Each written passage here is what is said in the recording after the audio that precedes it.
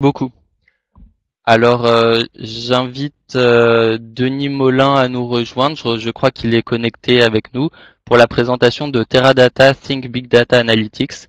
Donc, Denis nous parlera de l'industrialisation des solutions analytiques avancées, enjeux et retours d'expérience. Denis, est-ce que vous nous entendez?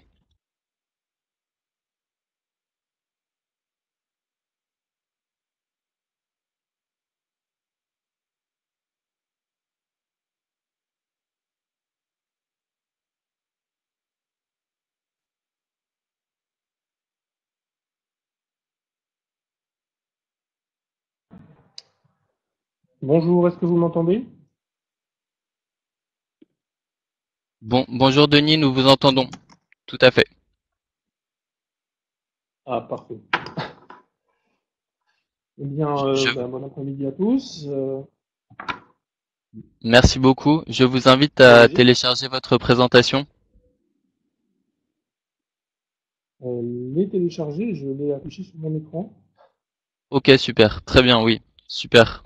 C'est téléchargé. Je ne sais pas si vous la Je, voyez. je, Oui, je vous invite à commencer votre présentation. Merci beaucoup. très bien. Donc, bon après-midi à tous et merci d'assister à ce webinaire. Donc, je suis Denis Molin, senior data scientist chez Think Analytics Teradata. Et je vais vous parler aujourd'hui de l'industrialisation des solutions analytiques avancées, en insistant sur les enjeux de l'industrialisation de ces solutions. Et je vais couvrir quelques cas d'usage illustrants. Juste avant d'entrer dans le vif du sujet, j'ai juste un slide pour présenter la société Teradata, ceux qui ne nous connaissent pas encore. Euh, Teradata, c'est 35 années d'expérience dans le domaine de l'expertise conseil, des technologies en matière de données et d'analyse. On compte 1400 clients répartis dans 77 pays, plus de 10 000 employés dans 43 pays et plus de 200 partenaires technologiques. Et ce que nous faisons, c'est accompagner les entreprises dans l'optimisation de leurs résultats grâce à de l'analytique à grande échelle, bien sûr du big data, et sur des bases de données agiles. Voilà pour les présentations. Alors, Denis, excusez-moi, je vais juste vous demander d'augmenter un petit peu le son pour qu'on vous entende bien ou de parler un petit peu plus fort. Voilà. Merci de préciser. C'est mieux. C'est un peu mieux. Euh, si vous parlez assez fort, je pense que tout le monde vous entendra très bien. Merci beaucoup. C'est bon. Donc, parler de l'analytique avancée et définir ce que c'est tout d'abord. Donc, ça implique de l'analytique avec de l'intelligence artificielle. Pour rendre les choses plus concrètes, je vais donner quelques exemples d'applications. Avant d'aborder les enjeux de l'industrialisation de ces nouvelles solutions et de couvrir quelques cas d'usage qui illustrent l'industrialisation de ces solutions pour des applications particulières. Tout d'abord, qu'est-ce que l'analytique avancée? Donc l'analytique, on en fait depuis de nombreuses années. Dans les années 90, ça a commencé, l'essor de l'informatique. Ça consistait à observer, analyser, comprendre un métier, une entreprise, un phénomène, et d'en faire des prédictions pour améliorer le futur. Dans les années 2000, on est passé à la vitesse supérieure avec l'industrialisation pour pouvoir avoir un retour en temps réel, une description en temps réel de nos métiers. Et donc de pouvoir agir rapidement, pouvoir automatiser les réactions afin d'optimiser le business. Mais ces 10 dernières années, l'analytique a connu une révolution portée par les solutions d'intelligence artificielle comme le machine learning ou le deep learning, qui a été permis par deux choses. C'est premièrement l'essor du big data, donc notre capacité à stocker de gros volumes de données et de pouvoir y accéder et les traiter. Et deuxièmement, par l'apparition de processeurs toujours plus puissants et plus récemment de processeurs graphiques qui ont permis l'essor de ce qu'on appelle le deep learning, les réseaux de neurones profonds. Alors pourquoi ces deux facteurs sont clés? C'est parce que faire des systèmes auto-apprenants à base de machine learning ou de deep learning, on a besoin de beaucoup de données parce que ces systèmes apprennent à partir de la donnée. Et donc cette intelligence artificielle accessible aujourd'hui permet d'optimiser, voire de transformer le business de nos entreprises aujourd'hui. Alors j'ai choisi quelques secteurs, quelques exemples pour illustrer ces possibilités offertes par l'intelligence artificielle. Je vais commencer par le secteur de la grande distribution. Aujourd'hui, les techniques de machine learning et d'intelligence artificielle permettent des prédictions plus précises des volumes de vente de chaque produit dans tous les magasins, par exemple. Alors pourquoi c'est plus précis? Parce que le machine learning ou le deep learning permet de capturer des tendances plus complexes, mais aussi parce qu'il est d'utiliser des données externes, qui est plus difficile à intégrer dans des modèles dits semi-analytiques ou manuels ou empiriques, puisqu'on peut intégrer des données de météo, on peut intégrer des données d'événements, par exemple des événements sportifs internationaux ou nationaux vont changer, avoir un impact sur la vente de tel ou tel produit. On peut également capturer des phénomènes de mode en analysant les réseaux sociaux. Il n'existe pas donc autant de données hétérogènes, difficiles à agréger, mais qui peuvent être agrégées par des techniques d'intelligence artificielle. Alors la conséquence de ça, en termes de métier, c'est qu'on va avoir une meilleure prévision des commandes à passer, on va pouvoir optimiser ces carnets de commandes à ses fournisseurs, on va pouvoir optimiser ses stocks, par exemple, et on va pouvoir aussi transformer son business et offrir ses services à ses fournisseurs pour qu'ils puissent eux-mêmes anticiper leurs demandes pour fournir ses différents clients. Donc on voit un peu toutes les portes, toutes les possibilités que peuvent ouvrir les technologies de l'intelligence artificielle dans ce secteur. Un autre secteur que j'ai choisi, c'est le secteur bancaire. Pour le secteur bancaire, on a également énormément d'applications. Je peux en citer quelques-unes comme le marketing ciblé ou la prédiction de ce qu'on appelle le churn, c'est-à-dire prédire quand un client risque de passer à la concurrence, donc de pouvoir réagir en amont pour lui proposer de nouvelles solutions plus adaptées, plus intéressantes pour le conserver. Et je vous ai choisi un autre exemple qui illustre vraiment l'apport de l'intelligence artificielle, c'est la lutte contre la fraude. Alors, comme vous le savez, les banques doivent protéger les clients, leurs clients de la fraude, et les fraudeurs utilisent des techniques de plus en plus sophistiquées et de plus en plus évoluées pour frauder. Et jusqu'à présent, les modèles traditionnels utilisés pour la détection de fraude utilisaient des règles explicites codées par les êtres humains, mais qui ont ses limites puisque aujourd'hui elles ont des taux de détection de fraude de l'ordre de 40%, ce qui laisse encore beaucoup de fraudes non détectées qui coûtent de l'argent in fine à la banque. Et de plus, ces règles génèrent beaucoup de faux positifs. Et ça peut être un problème pour l'expérience client de voir sa transaction bloquée alors qu'elle est tout à fait normale, mais qu'elle a été détectée comme possible fraude malencontreusement par le système de règles. Alors l'intelligence artificielle apporte une réponse vraiment adéquate et efficace à ce type de problématique, en particulier les modèles à réseau de neurones profonds, le deep learning, qui permet de déduire automatiquement des règles complexes à partir d'un historique de données.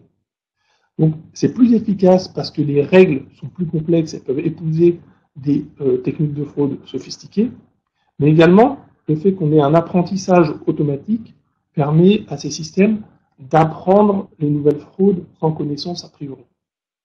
Donc on voit tout le potentiel offert par ces technologies sur ce type d'application. Une autre champ d'application possible, pour n'en citer que 3, mais on pourrait y passer la journée ou la semaine, c'est l'industrie manufacturière. Là, je vais citer l'exemple de la maintenance prédictive. Imaginez une usine avec des chaînes de production composées de machines utilisées en cassette. Lorsqu'une machine tombe malencontreusement en panne et de manière imprévisible, vous comprenez que la chaîne de production doit être arrêtée. Comme généralement, ces industriels travaillent à flux tendu pour éviter les coûts inhérents à du stock, ça génère des retards et des pénalités. Donc, première source de coût. Deuxième source de coût, c'est évidemment la réparation de la machine. Et le troisième, c'est qu'une panne imprévue d'une usine peut également dégrader ou endommager d'autres éléments de la chaîne de fabrication, ce qui augmente la facture de maintenance. Avec l'intelligence artificielle, supportée par des données capteurs, permises par l'Internet of Things, par exemple, l'intelligence artificielle va pouvoir détecter dans les signaux les premiers signes faibles, annonciateurs d'une panne dans quelques heures, voire quelques jours. Et connaître à l'avance la date d'une panne ou connaître en avance le fait qu'une machine risque de tomber en panne, ça va permettre de concentrer les efforts de maintenance préventive sur ces machines en particulier. Et donc on comprend l'économie de coût parce qu'on va pouvoir planifier la maintenance, c'est-à-dire déjà arrêter proprement une ligne de fabrication sans endommager les autres éléments de la chaîne, anticiper donc les volumes de production et éviter les pénalités. Donc on a tout à y gagner. Voilà pour un exemple dans l'industrie manufacturière. Donc on voit l'éthique avancée, l'intelligence artificielle ouvre d'énormes opportunités dans tous les secteurs, et dans chaque secteur, on peut trouver des centaines, voire des milliers de cas d'usage qui permettent de créer de la valeur pour l'entreprise, soit en réduisant des coûts, soit en étant plus compétitif en marketing ciblé, par exemple. Mais cette valeur, cette création de valeur, n'apparaît que si l'analytique est implémentée en production sur des solutions durables, pour qu'elle puisse être consommée par les gens du métier. Mais implémenter une solution analytique en production, ça implique beaucoup de choses. Ça implique une intégration de cette solution, qui est complexe, dans des processus existants et également les processus futurs de l'entreprise. Parce qu'il n'est pas question de chambouler tout l'écosystème d'une entreprise pour pouvoir implanter une solution d'analytique avancée pour servir un cas d'utilisation, bien évidemment. Donc j'ai résumé sur ce slide les 3 constats qui permettent d'appréhender les défis de la mise en production de solutions d'analytique avancée. Le premier, c'est le time to market. La complexité des processus existants au sein des entreprises rend difficile l'intégration d'une solution d'analytique avancée. Ce qui fait que le modèle peut prendre plusieurs mois jusqu'à plusieurs années pour être disponible à la consommation par les gens du métier, pour pouvoir avoir une utilité d'un point de vue business. Ce temps est trop long. Quand le modèle est disponible et que l'outil est disponible, il est déjà presque obsolète. Le deuxième point, c'est le manque d'itération et le défaut d'alignement avec le business. Il faut savoir que seulement 15% des solutions Big Data atteignent le stade de la production. Il y a 85% qui n'aboutissent pas. Et le troisième constat, c'est que la durée de vie des solutions statiques, c'est 6 mois au maximum. Pourquoi? Parce que lorsqu'on va développer une solution aujourd'hui, le marché va se développer, va changer, va évoluer, les contraintes vont changer, l'environnement va changer. Et du coup, au bout de 6 mois, si le modèle n'a pas été réadapté, revu, mis à jour, il ne sera plus pertinent.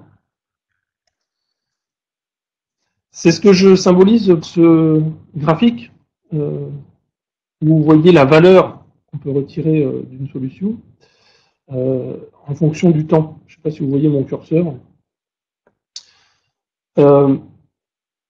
Si on développe une solution analytique à l'instant T0 et qu'elle est statique, donc au cours du temps, on va effectivement avoir un retour sur investissement qui va croître, donc on va absorber les coûts de développement, l'intégration, parce il va croître parce qu'on va l'utiliser, qui va bien répondre aux besoins identifiés à T0.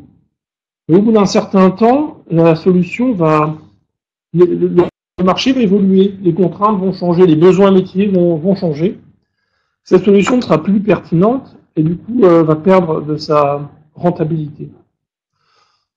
Aujourd'hui, ce qu'il faut, c'est des solutions qui sont capables, de manière quasi autonome, de s'adapter à ces évolutions, de pouvoir supporter le passage à l'échelle. Parce que la complexité et le volume des données à traiter augmente et demande toujours plus de sophistication.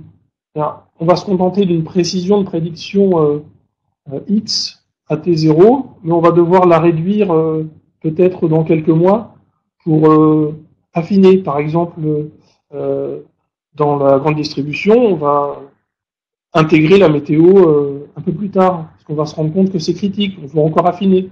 Et puis, on va se rendre compte que c'est pas suffisant, qu'il faut intégrer également les événements, parce qu'on a un stade de foot installé juste à côté, etc. Il va pouvoir falloir intégrer au fil de l'eau, au fil de l'apprentissage, de nouvelles fonctionnalités aux solutions, et en un temps rapide. Comme l'intelligence artificielle et l'analytique avancée peut servir différents cas d'utilisation, on assiste à une prolifération des solutions analytiques au sein de l'entreprise. Et pour ça, on a besoin d'une automatisation de la génération des modèles et des systèmes d'aide à la décision. Et d'autre part, on va assister à un grand nombre de modèles à déployer. Il va falloir gérer tous ces modèles avec un système de management, un système de contrôle et de gouvernance. On voit avec le GDPR, il va falloir pouvoir tracer l'évolution des solutions analytiques du stade de développement jusqu'à la production, pour savoir qui a travaillé dessus, quelles données ont été utilisées pour développer telle ou telle solution, et dans quel contexte et dans quel but. Donc, on a énormément de problématiques à gérer si on veut mettre en production des solutions analytiques pérennes, mais évolutives.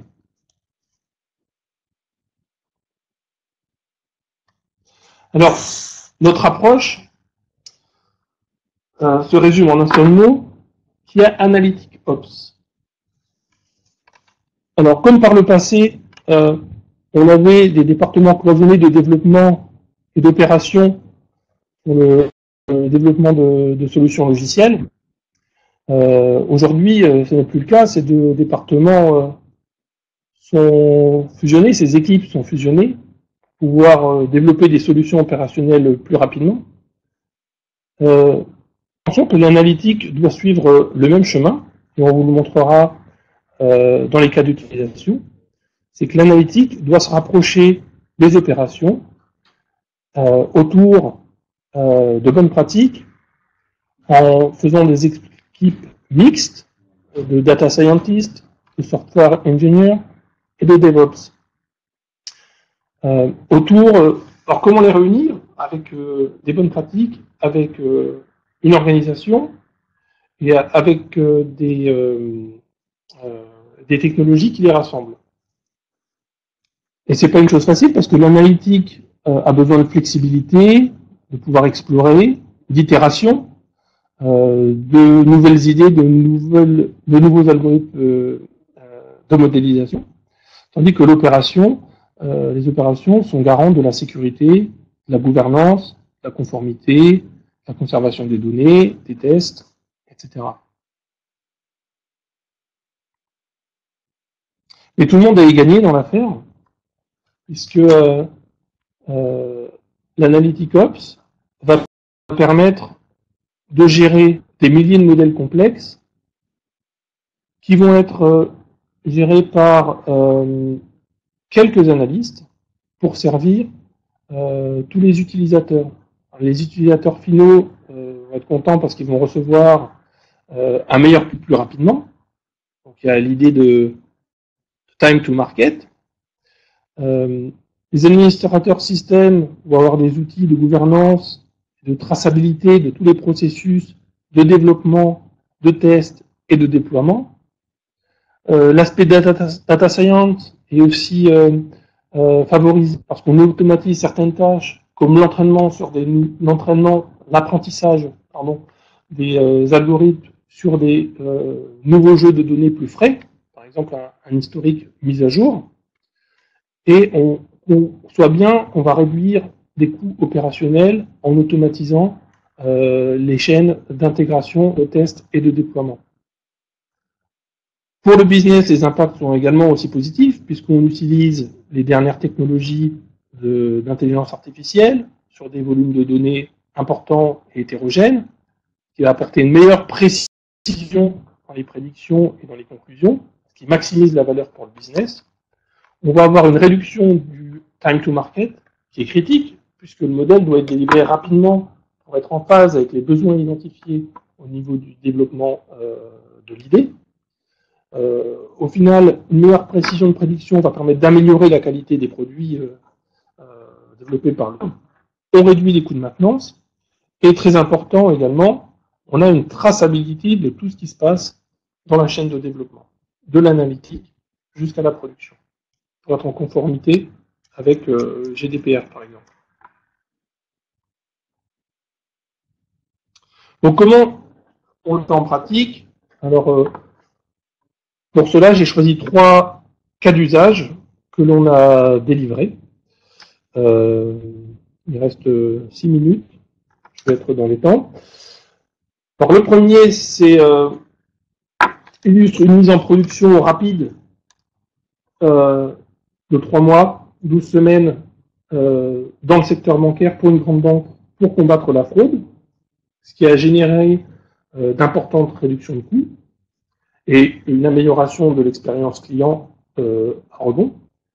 Le challenge, c'est de pouvoir intégrer ces solutions d'intelligence artificielle donc novatrices au sein d'une grande banque sans chambouler l'écosystème existant et en respectant les procédures de régulation. Et pour y arriver, la clé, parmi toutes celles que j'ai déjà énoncées sur l'Analytic Ops, était de constituer des équipes intégrées avec des Ops et de l'Analytics qui ont travaillé ensemble sur des solutions opérationnalisables rapidement. Le deuxième point, c'est de garder un contact permanent avec les gens du métier pour adapter la solution au processus de fonctionnement de l'entreprise. Donc le résultat, ça a été une adoption rapide des algorithmes intelligents de détection de tentatives de fraude qui devaient s'effectuer en temps réel, bien sûr, pour donner un retour sur le smartphone du client, savoir si sa transaction qu'il était en train d'effectuer sur Internet ou ailleurs était frauduleuse ou non. Et on a amélioré le taux de détection de 35% et réduit le taux de faux positif de 60%.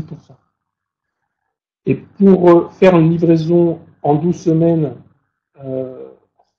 12 semaines, c'est-à-dire ça, c'est l'intervalle de temps entre le design de la solution jusqu'à sa mise en production, ça a été permis par une interaction forte avec les gens du métier, avec les partenaires au sein de l'entreprise, en suivant une méthodologie agile. Deuxième exemple, un cas de marketing ciblé pour un fabricant de jouets. Je vais aller plus rapidement. L'idée ici, c'est d'utiliser les données d'une communauté, le support d'une communauté, sur des réseaux sociaux par exemple, autour de produits, pouvoir améliorer la connaissance,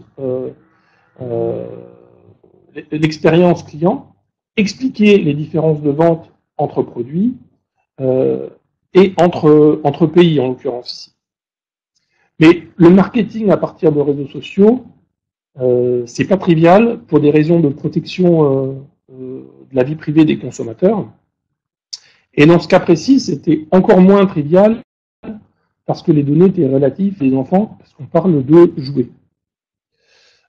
Donc la solution, c'était d'analyser toutes les sources de données disponibles et toutes les possibilités d'analyse autorisées par les restrictions légales, et de proposer une plateforme, de développer une plateforme, pardon, de production qui permet d'automatiser la chaîne de production et également de contrôler tout ce qui s'y fait pour contrôler les accès, anonymiser les données de manière à ce que les utilisateurs métiers finaux à l'intérieur de l'entreprise n'aient pas accès à des données auxquelles ils n'ont pas droit, pour rester en conformité avec l'utilisation de données très sensibles.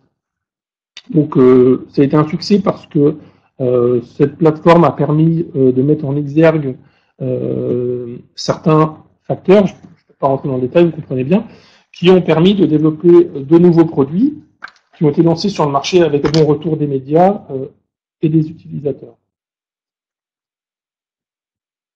Troisième cas, un système intelligent de devis pour le secteur des assurances, où l'idée ici, je vais aller très rapidement, c'était de pouvoir servir des modèles de machine learning en temps réel, en moins d'une seconde. L'idée, c'est que le client se connecte sur le site de cette compagnie d'assurance, remplit certaines conditions, ce qui envoie une requête au système qui va choisir le meilleur modèle à utiliser dans ce cas précis pour calculer le risque relatif à ce client et lui proposer un montant pour ce contrat d'assurance. Donc cela, on a développé une plateforme, une couche AnalyticOps avec une chaîne d'intégration de tests et de déploiement qui permettait de gérer et de générer plusieurs milliers de modèles sous forme de catalogue qui pouvaient être interrogés donc, par un système automatique pour faire le scoring et la proposition de devis adéquat. Donc, en conclusion, pour résumer, l'analytique avancée de l'intelligence artificielle est un levier formidable pour créer de nouvelles opportunités business, pour réduire des coûts, mais il n'y a création de valeur avec ces technologies que si ces solutions sont implantées en production sur des solutions durables. Donc, en réponse, c'est Analytic Ops, c'est rapprocher les personnes de l'analytique avec les personnes du DevOps dans des équipes mixtes, utiliser une méthodologie agile pour rester en contact permanent avec les métiers, s'appuyer sur une chaîne de développement automatique de modèles qui confère également des possibilités d'habilité de traçabilité de tout ce qui se passe au niveau de la chaîne de développement de solutions analytiques, entourer tout ça d'un ensemble de bonnes pratiques. Et je vous remercie pour votre attention. Et si vous voulez continuer la discussion, je serais ravi de vous retrouver sur notre stand la semaine prochaine, au stand A24, le stand Teradata. Merci beaucoup.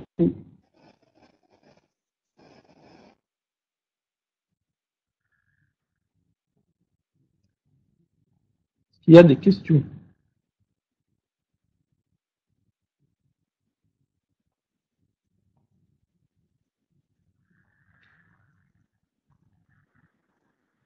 Je ne vois pas de questions.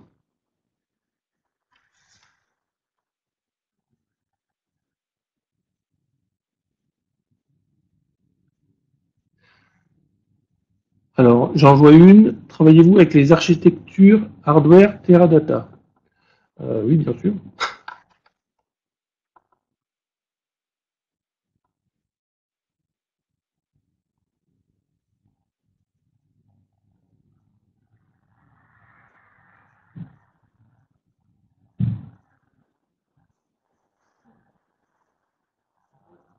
Teradata, combien cela coûte-t-il? Tout dépend.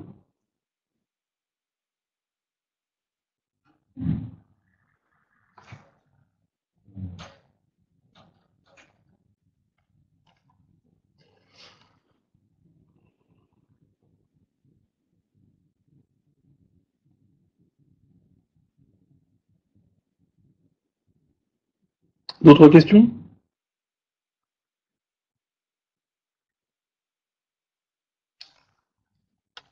Je vous remercie pour votre attention.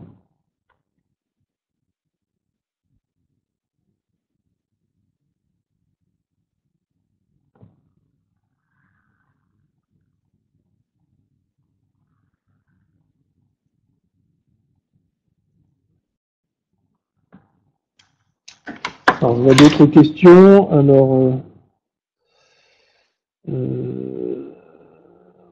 dans chaque entreprise, vous faites également un projet d'architecture hardware.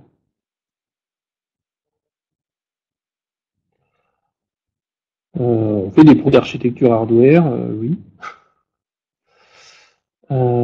Quelles sont les bonnes pratiques?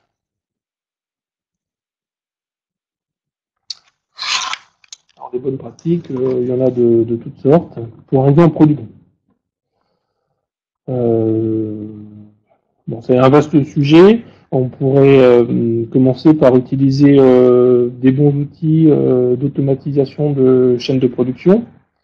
Je peux en citer un exemple, utiliser des outils de contrôle de version comme GitHub, GitLab, de coupler avec des outils d'intégration continue comme Jenkins, qui vont pouvoir détecter des mises à jour faites par les data scientists sur des serveurs GitLab et ensuite générer par exemple des containers Docker qui peuvent être plus aisément déployés dans un environnement de production.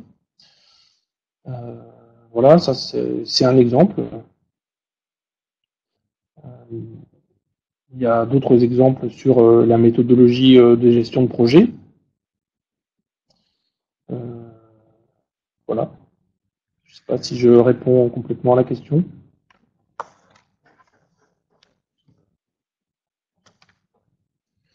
Quels outils Analytics utilisez-vous? Alors, on utilise des outils open source et des outils propriétaires.